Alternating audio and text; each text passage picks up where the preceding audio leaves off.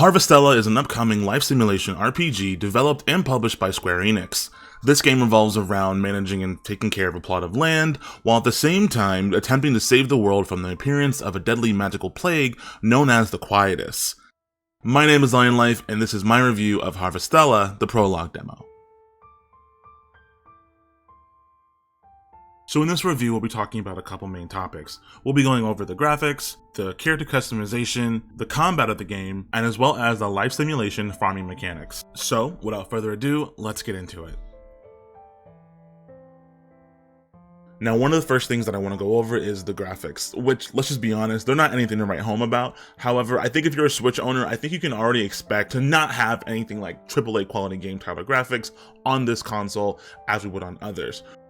Regardless, this game is still quite beautiful. I found myself almost at every step of the way comparing it to Final Fantasy Crystal Chronicles since probably the very beginning of the game, the first opening hours. There were a few frame drops here and there and some like blurriness, but like I said, it's on the Nintendo Switch. I'm not expecting anything comparable to like Final Fantasy VII-R or Kingdom Hearts 3 quality for this type of game.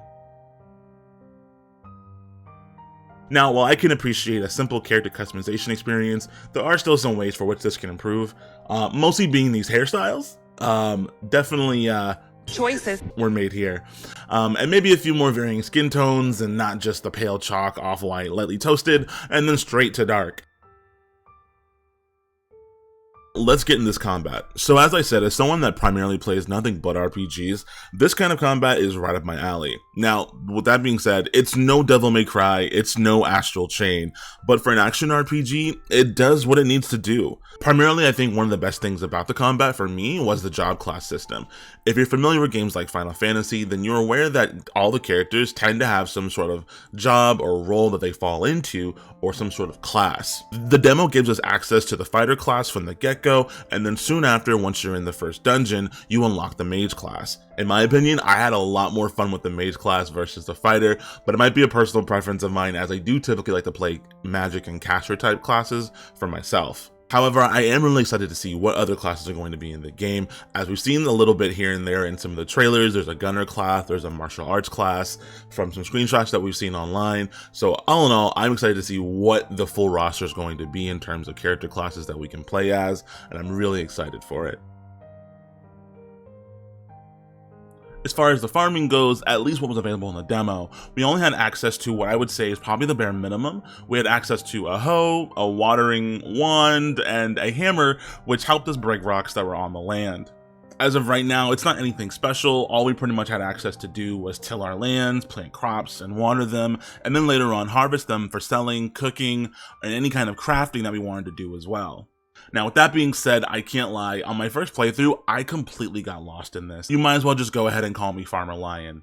I got so lost in the farming aspect that I didn't even complete the storyline.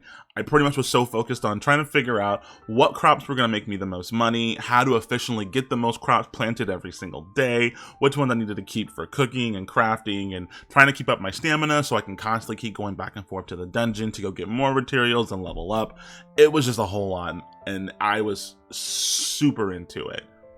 So upon completing Chapter 2, we are told that we're going to get more activities and have more ways to enhance our plot of land going further in the future. So I'm super excited to see what new ways they're going to come up with to help us out, at least making the farm more efficient.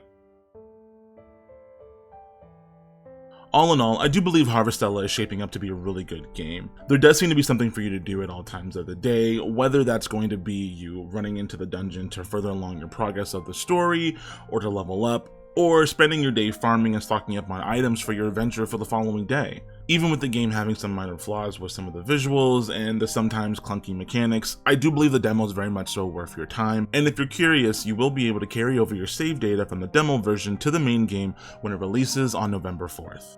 With that being said, if you enjoyed this review, please like and subscribe to the channel as it would mean a lot to me, and I'll see you guys on the next video.